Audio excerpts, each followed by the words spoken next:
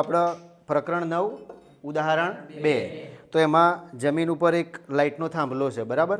લાઇટના થાંભલાની ઊંચાઈ કેટલી આપી છે 5 મીટર.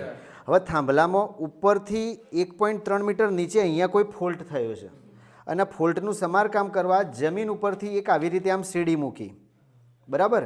જમીન ઉપરથી સીડી મૂકી જ્યાં ફોલ્ટ થયો છે ત્યાં સુધી. હવે નિસરણીનો જમીન સાથેનો ખૂણો આપણને આપેલો છે તો આ ખૂણા માટે સામેની બાજુ અહીંથી આટલી જ થશે, આખો થાંભલો નહીં થાય. તો મોટાભાગના લોકો શું કરે, આખા થાંભલાની ઊંચાઈને સામેની બાજુ લઈ લે, પણ સામેની બાજુ આ ખૂણા માટે આટલી જ થાય. એટલે કે આખી ટોટલ ઊંચાઈ હતી 5 મીટર, એમાંથી ઉપરનો આ ભાગ 1.3 મીટર કાપી કાઢ્યું, માઇનસ કરી દીધું, એટલે નીચેનું કેટલું વધશે 3.7 મીટર.